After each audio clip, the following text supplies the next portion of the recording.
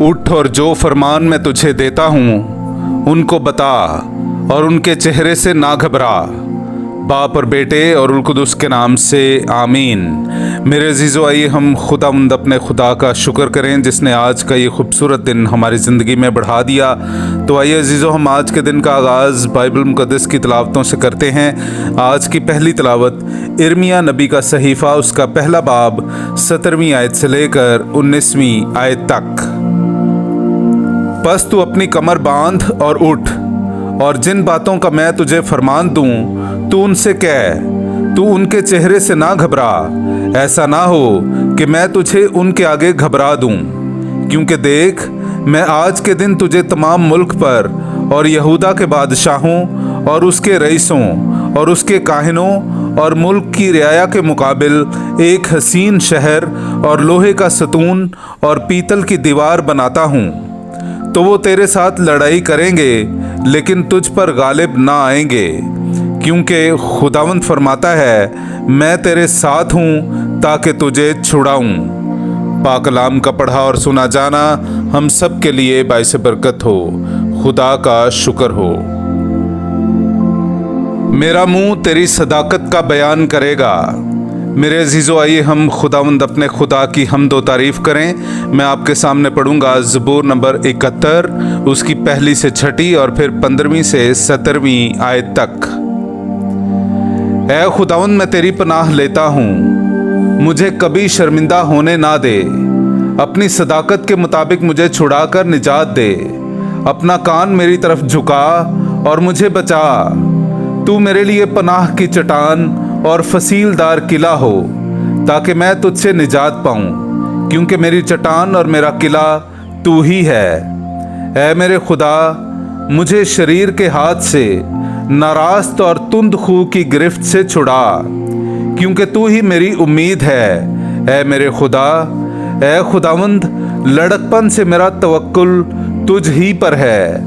रहम ही से तुझ पर मेरा एतमाद रहा है। मेरी माँ के बतन ही से तू मेरा मुहाफिज रहा है। मैं हमेशा तुझ ही पर भरोसा रखता रहा हूँ। मेरा मुंह तेरी सदाकत का बल्कि दिन भर तेरी निजात का बयान करेगा, क्योंकि वो मेरे अंदाजे से बाहर हैं। मैं खुदा की कुदरत का जिक्र करूँगा। ऐ खुदाउन, मैं फ़क्त तेरी ही सदाकत का इजहार करूँगा। ऐ खुदा, तू मुझे लड़कपन ही से तालीम देता आया है और मैं अब तक तेरे इजायबात का बयान करता रहा हूँ। पाक कलाम का पढ़ा और सुना जाना हम सब के लिए बाइस बरकत हो। खुदा का शुक्र हो। मुबारक हैं वो जो रास्ती के सबब से सताए गए हैं, क्योंकि आसमान की बादशाही उन्हीं की है। हालेलुया।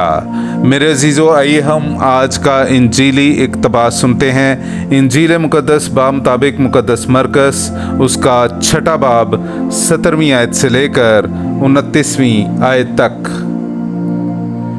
क्योंकि हेरोदीस ने आप हेरोदियास के सबब से, जो उसके भाई फैलबूस की बीवी थी, यूहन्ना को पकड़वाया और उसे कैद खाना में बंद किया, क्योंकि उसने उससे ब्याह किया था। और यूहन्ना ने हेरोदीस से कहा था कि अपने भाई की बीवी रखना तुझे रवा नहीं। इसलिए हेरोदियास उस पर दाव लगाए हुए थी और चाहती थी कि उसे कत्ल कराए, मगर करा ना सकी, इसलिए कि हेरोदीस यूहन्ना को रास्तबाज और मुकद्दस आदमी जानकर उससे डरता और उसे बचाए रखता था, और उसकी बातें सुनकर बहुत तशवीशनाक हो जाता, मगर सुनता खुशी से था। और मुआफिक दिन जब हेरोदीस ने अपनी सालगिरह में अपने उमरा और फौजी सरदारों और जलील के रईसों की ज़ियाफ़त की, तब हेरोदियास ही की बेटी अंदर आई और रक्स करके हेरोदीस और उसके हमनवालों को खुश किया। तब बादशाह ने लड़की से कहा, तू जो चाहे मुझसे मांग और मैं तुझे दूंगा। और उससे कसम खाई कि जो कुछ तू मुझसे मांगे, अपनी आधी सल्तनत तक मैं तुझे दूंगा। वो बाहर गई और अपनी माँ से कहा कि मैं क्या मांगूं? वो बोली, यूहन्ना इस्तबागी का सर। तब वो फौरन बादशाह के पास जल्दी से अंदर आई और अर्ज़ करके कहा, मैं चाहती हूँ कि तू यूहन्ना इस्तबागी का सर थाल में अभी मुझे दे दे। बादशाह बहुत गमगीन हुआ, मगर अपनी कसमों और हमनवालों के सबब से ना चाहा कि उसे दिलगीर करे। बस बादशाह ने फौरन हुक्म देकर सिपाही को भेजा कि उसका सर लाए। उसने जाकर उसका सर कैद खाने में काटा और उसका सर थाल में लाया और उस लड़की को दिया, और लड़की ने अपनी माँ को दिया। और उसके शागिर्द ये सुनकर आए और उसकी लाश उठाकर कब्र में रखी। पाक कलाम का पढ़ा और सुना जाना हम सब के लिए बाइस बरकत हो। खुदा का शुक्र हो।